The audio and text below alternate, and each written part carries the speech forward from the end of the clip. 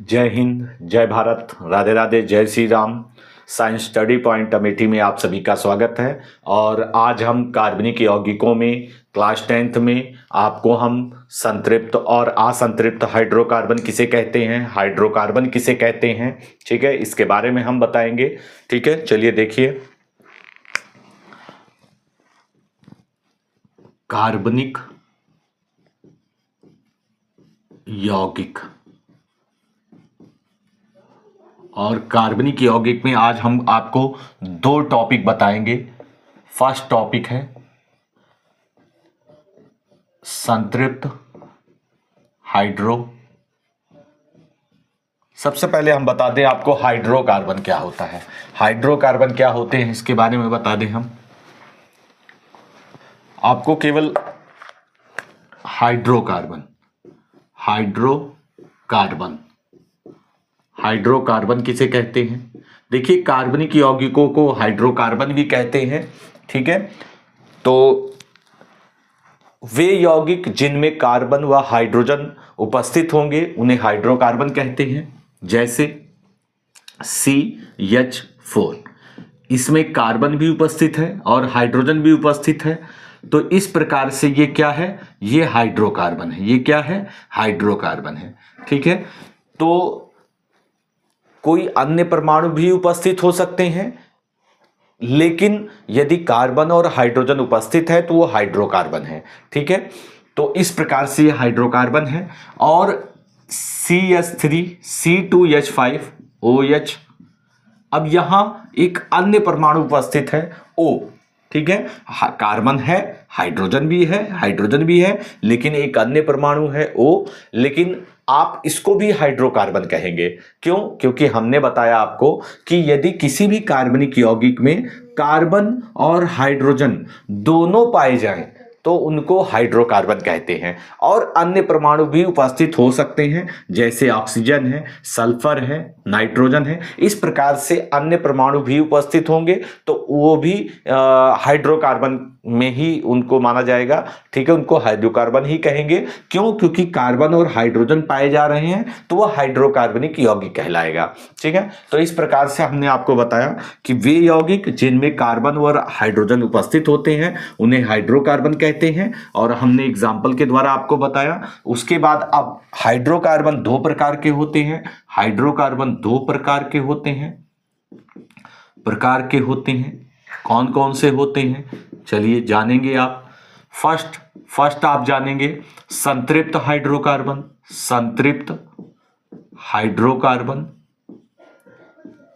Hydrocarbon, ठीक है, जिसे सैचुरेटेड हाइड्रोकार्बन कहते हैं। ठीक है, और असंतृप्त हाइड्रोकार्बन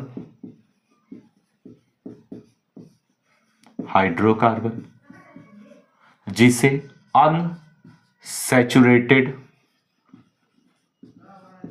हाइड्रोकार्बन कहते हैं। तो इस प्रकार से हम आपको संतृप्त हाइड्रोकार्बन और असंतृप्त हाइड्रोकार्बन के बारे में बताएंगे। देखिए, संतृप्त हाइड्रोकार्बन किसे कहते हैं? संतृप्त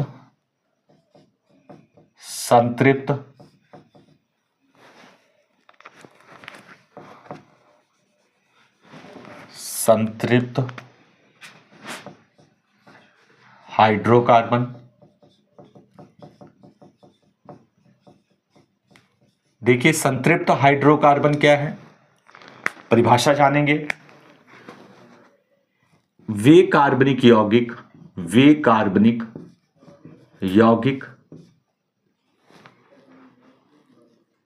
जिनमें कार्बन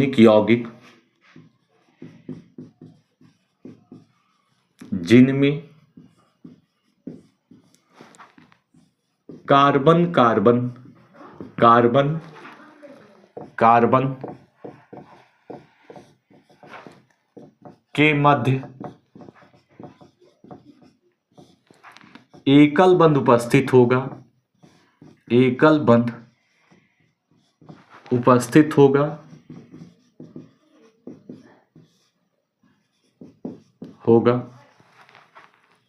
उसे संतृप्त हाइड्रोकार्बन कहते हैं। हाइड्रोकार्बन कहते हैं।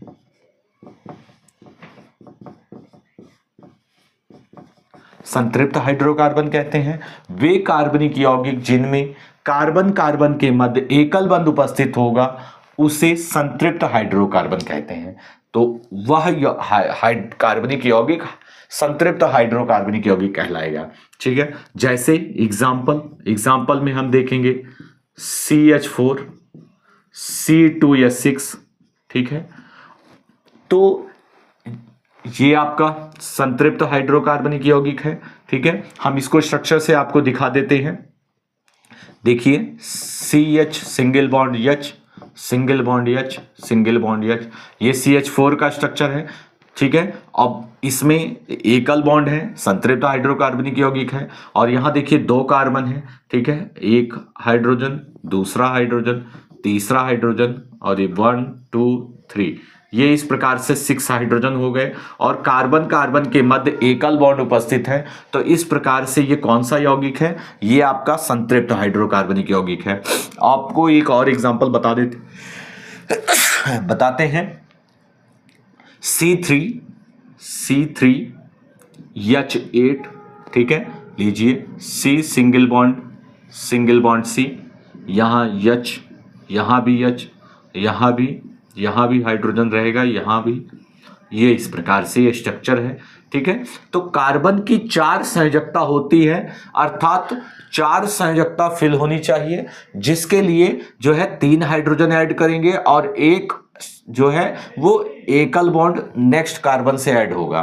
ठीक है, तो इस प्रकार से ये जो है ये संतृप्त हाइड्रोकार्बनिक यौगिक है, क्योंकि इसमें कार्बन कार्बन के मध्य एकल बॉन्ड उपस्थित है। तो कार्बन कार्बन के मध्य जब एकल बॉन्ड उपस्थित होगा तो उसे हम संतृप्त हाइड्रोकार्बनिक यौगिक कहते हैं।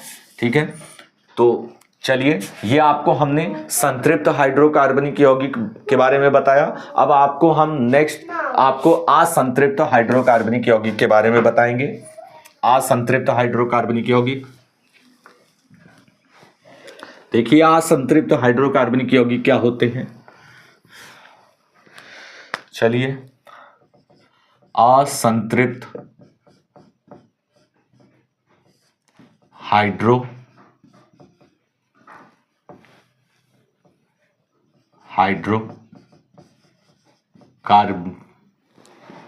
असंतृप्त हाइड्रोकार्बन। ठीक है, देखिए वे कार्बनिक यौगिक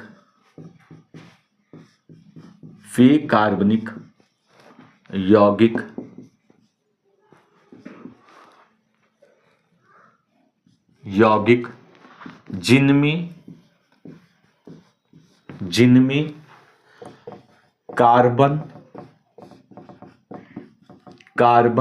मध्य द्विबंध या त्रिबंध उपस्थित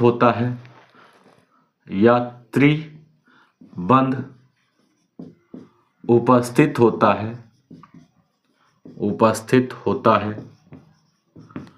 उपस्थित होता है, उसे असंतृप्त हाइड्रोकार्बन कहते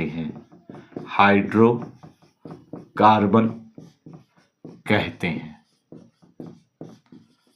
ठीक है, तो वे कार्बनिक यौगिक जिनमें कार्बन कार्बन के मध्य द्विबंध या त्रिबंध उपस्थित होता है उसे असंतृप्त हाइड्रोकार्बन कहते हैं। आपको एग्जाम्पल बताएंगे। आपको एग्जाम्पल देखिए, एग्जाम्पल में जैसे C2H4। ठीक है, C2H2, इसके बाद C3H6, नेक्स्ट C3H4, ठीक है। ये एक्सेट्रा आप कह सकते हैं, ये कुछ ऑर्गेनिक या हाइड्रोकार्बनिक यौगिक हैं जिन्हें असंतृप्त हाइड्रोकार्बन यौगिक कहते हैं। चलिए हम स्ट्रक्चर के द्वारा आपको दिखा दें। C2, देखिए C2 कार्बन 2 है, हाइड्रोजन 4 है, तो यहाँ पे हाइड्रोजन 4 होगा, ठीक है, यहाँ हाइड्रोजन 4। अभी देखिए अब कार्बन की संयोजकता फिल नहीं हो रही है, क्योंकि कार्बन की संयोजकता 4 होती है, तो यहाँ पर 3 ही एकल बॉन्ड जुड़े हुए हैं। अभी एक की संयोजकता इसकी रिक्त है, तो इसके लिए हम क्या करेंगे, डबल बॉन्ड ऐड करेंगे। जब डबल बॉन्ड ऐड कर देंगे तो क्या होगा, कार्बन की चारों संयोजकताएं फिल हो जाएंगी, ठीक है। तो इस प्रकार से ये जो है ये C2H4 का स्ट्रक्चर है और इसमें डबल बॉन्ड पाया जा रहा है कार्बन कार्बन के मध्य। तो ये कैसा हाइड्रोकार्बन है, असंतृप्त हाइड्रोकार्बनिक यौगिक है, ठीक है। नेक्स्ट देखिए इसका स्ट्रक्चर हम बताते हैं। C2H, देखिए यहां हाइड्रोजन 2 है, तो केवल ओनली 2 हाइड्रोजन ऐड कर सकते हैं। तो इसके लिए देखिए अब इसकी अभी एक संयोजकता फिल नहीं है, तो हमें यहां त्रिबंध ऐड करना होगा, ठीक है। तो 3 बंध ऐड करना होगा, 3 बंध ऐड रहेगा, तो ये इसकी संयोजकता 3 ये हो गई, 1 हाइड्रोजन के साथ 4 संयोजकता इसकी फिल हो गई है, ठीक है। तो इस प्रकार से त्रिबंध पाया जा रहा है, तो ये असंतृप्त हाइड्रोकार्बनिक यौगिक है। हम इसका भी स्ट्रक्चर देखते हैं। C3 और यह 6 है, एक हाइड्रोजन, एक हाइड्रोजन, एक हाइड्रोजन, एक हाइड्रोजन, ठीक है।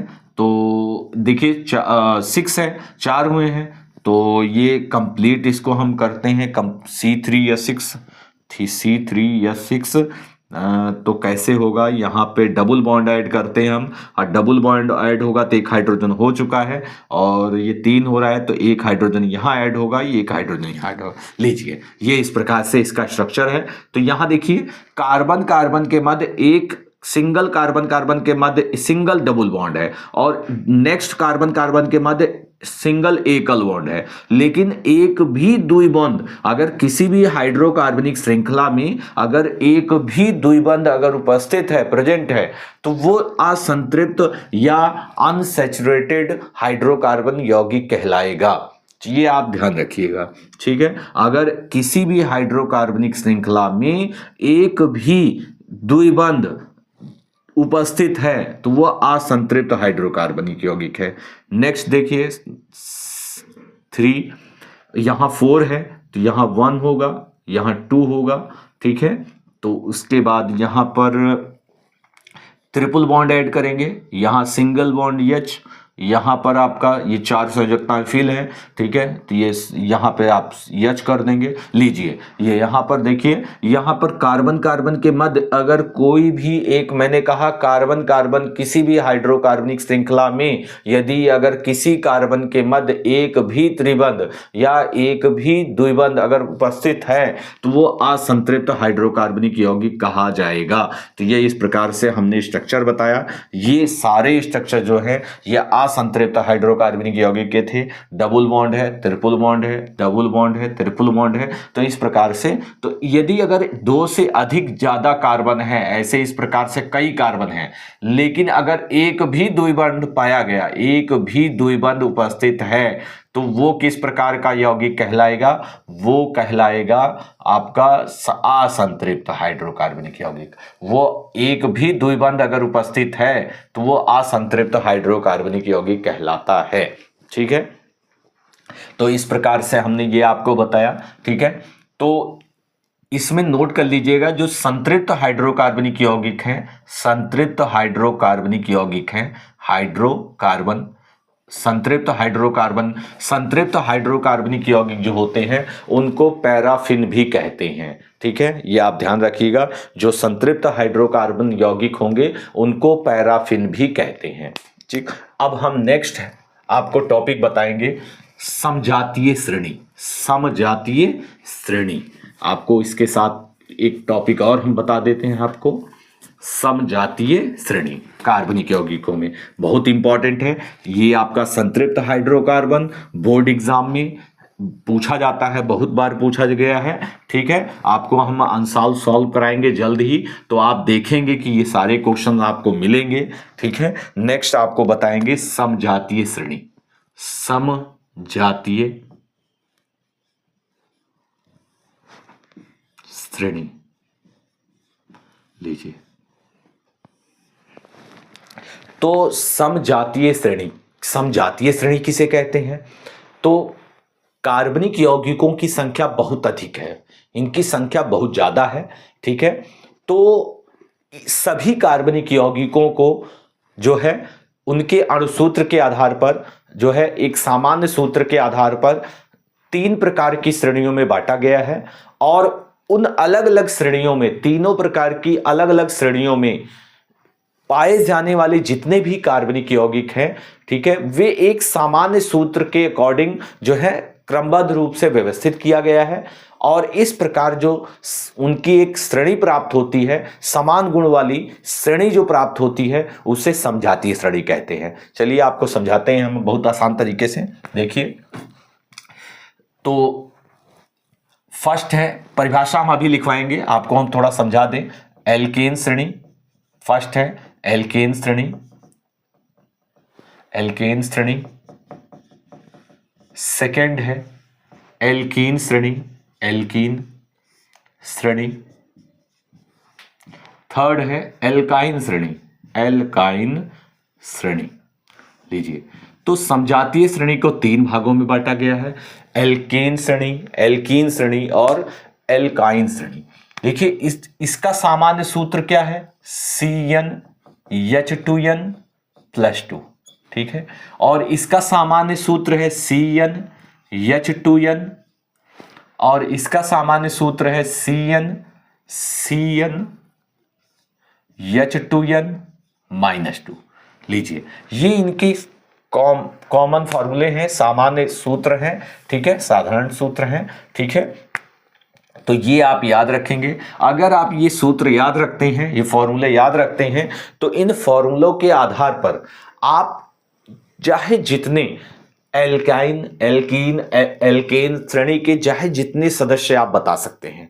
ठीक है, चलिए हम आपको एग्जाम्पल बताते हैं। ठीक है, पहला सदस्य बताते हैं इसका।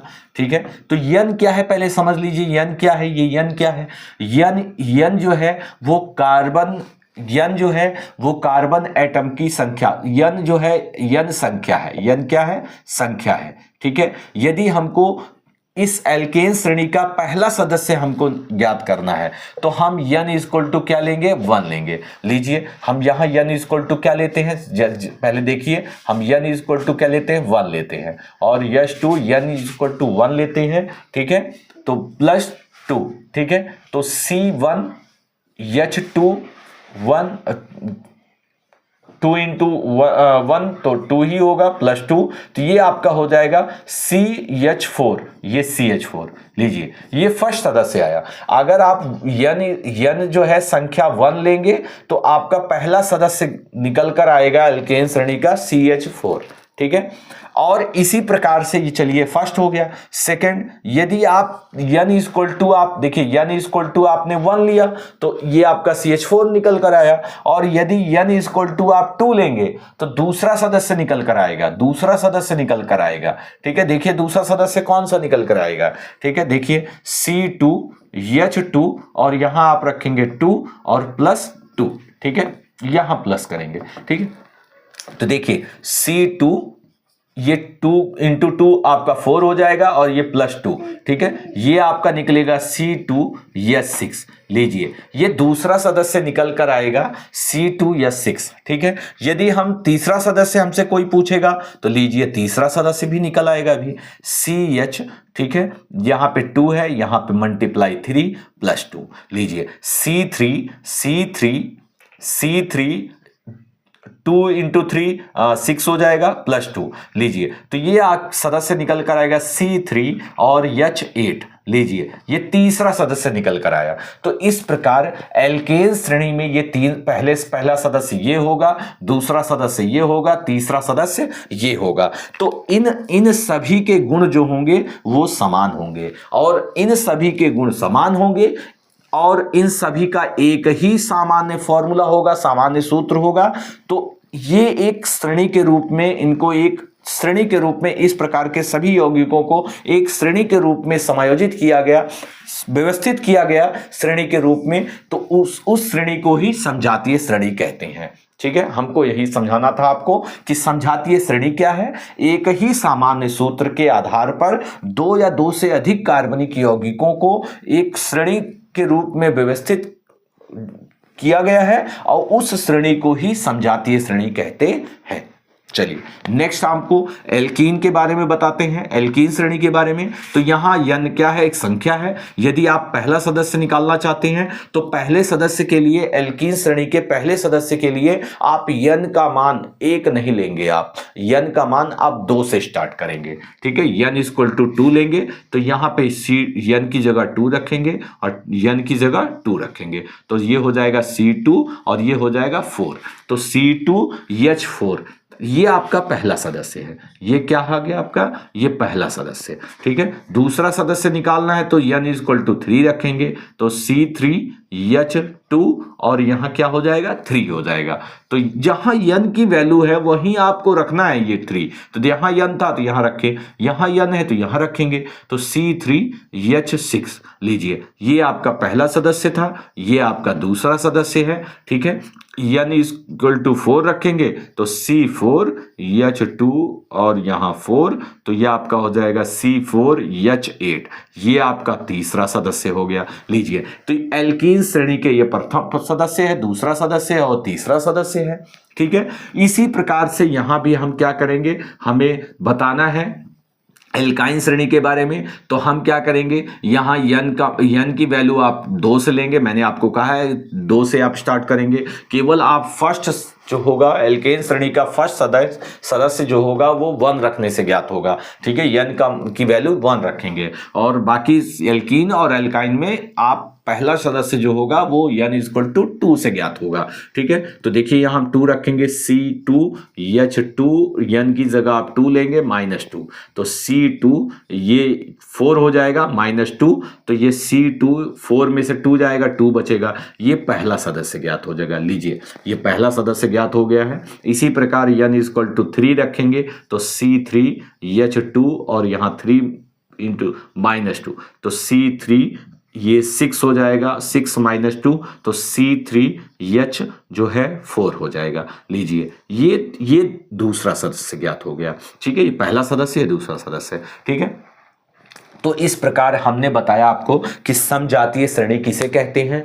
तो जब वह श्रेणी जिसमें सभी उपस्थित सभी कार्बनिक यौगिक या हाइड्रोकार्बनिक यौगिक जिनका एक सामान्य सूत्र होता है और जिनके गुण जो होते हैं उस श्रेणी में पाए जाने वाले सभी यौगिकों के गुण समान होते हैं, तो उस प्रकार की श्रेणी समजातीय श्रेणी कहलाती है। ठीक है, एक आपको हम इसमें नोट, आपको एक और बात, अच्छी बात बता दें आपको, नोट में आप लिख सकते हैं, नोट में। ठीक है, अच्छी बात क्या है कि जो है, चाहे वो एल्केन श्रेणी हो, चाहे एल्कीन श्रेणी हो, चाहे एल्काइन श्रेणी हो, ठीक है, प्रत्येक श्रेणी में 2 कार्बनिक यौगिकों के बीच, मतलब 2 कार्बनिक यौगिकों के मध्य जो कार्बन और हाइड्रोजन का जो अंतर होता है वो CH2 का होता है। कितने का अंतर होता है, CH2 का होता है। इसको आप नोट करके रखेंगे। ठीक है,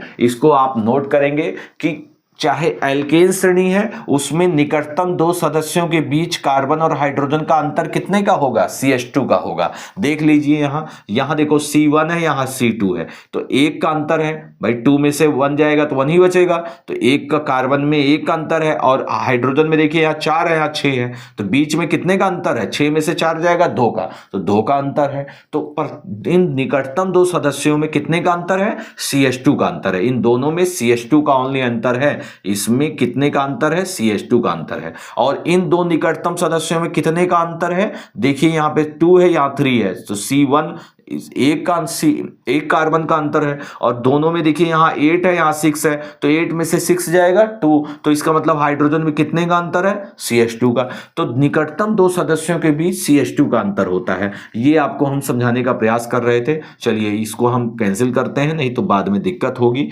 ठीक है, इसको हटाते हैं। ये दूसरा यौगिक था, ये पहला यौगिक है, तीसरा यौगिक है। चलिए यहां भी समझा देते हैं आपको। देखिए इन दोनों के बीच में कितने का अंतर है, C2 है, यहाँ C3 है, तो एक C का अंतर है, और यहाँ H है 4 है, यहाँ H 6 है, 6 में से 4 जाएगा 2 बचेगा, तो CH2 लीजिए, CH2 का अंतर है। अगर इन दोनों के बीच में हम देखते हैं तो C3 ये 4 है, C का अंतर है, और यहाँ 8 है, यहाँ 6 है, 8 में से 6 जाएगा, CH2 का अंतर है, लीजिए। ठीक है नहीं, और यहाँ देख लीजिए ये पहला सदस्य है, यहाँ C2 है, यहाँ C2 है, और यहाँ C3 है। कितने का अंतर है दोनों में, C का अंतर है भाई, एक का एक वह सिंगल C का अंतर है। और यहाँ देखिए 2 है, यहाँ 4 है, कितने का अंतर है, 4 में से 2 माइनस करेंगे 2 आ जाएगा, लीजिए CH2 का। तो निकटतम दो सदस्यों के बीच जो है CH2 का अंतर होता है। अगर आपसे एल्कीन एल्कीन एल्काइन श्रेणी में उपस्थित कार्बनिक यौगिकों के या हाइड्रोकार्बनिक यौगिकों के बारे में आपको पूछा जाए कि दो सदस्यों का नाम बताइए, 3 सदस्यों का,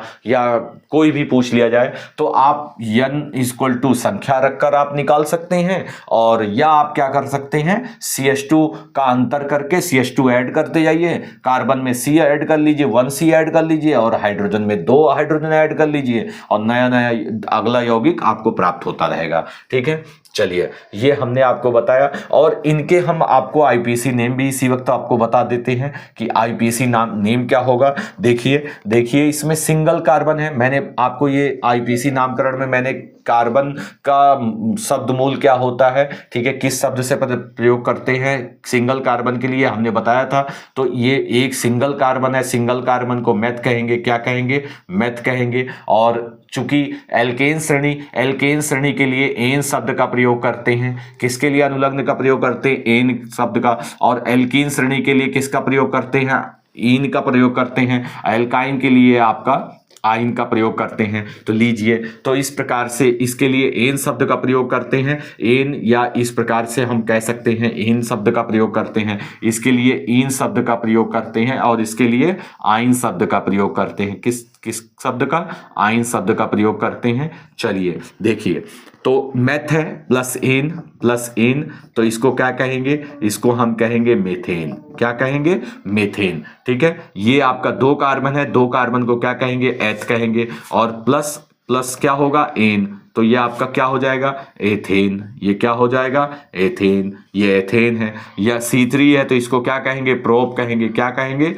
प्रोप प्लस एन, प्रोपेन। क्या हो जाएगा, प्रोपेन। ये आपका प्रोपेन हो जाएगा। ठीक है, तो इस प्रकार से ये प्रोपेन है। इसके बाद नेक्स्ट यहाँ पे आपका है C2 कार्बन है, तो इसको क्या कहेंगे, एथ कहेंगे, और प्लस एथ होगा, और प्लस आइन है तो ये आइन लगेगा, तो आइन लगाएंगे, एथाइन, प्लस आइन तो आपका हो जाएगा एथाइन। क्या हो जाएगा, एथाइन हो जाएगा।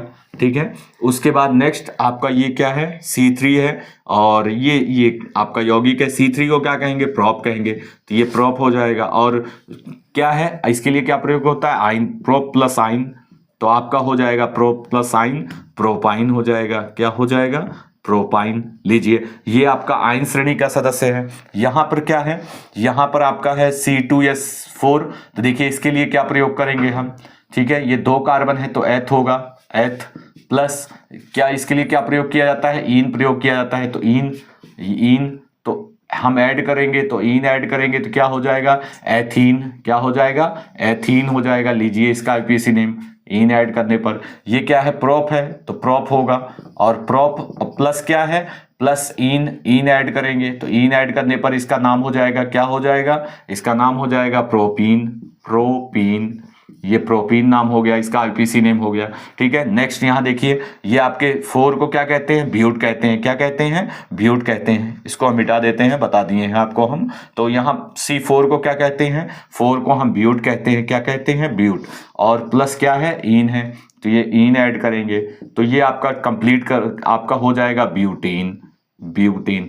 लीजिए, इस प्रकार से हमने सभी समजातीय श्रेणी के बारे में आपको बताया कि समजातीय श्रेणी 3 प्रकार की होती हैं, एल्केन, एल्कीन और एल्काइन, और तीनों के बारे में हमने आपको ये सारी बातें बताई, आईपीसी नेम बताया, सदस्यों के नाम और उनके सूत्र। ठीक है, तो मैं ऐसा करता हूँ कि आपको ये समझ में आया होगा। ठीक है।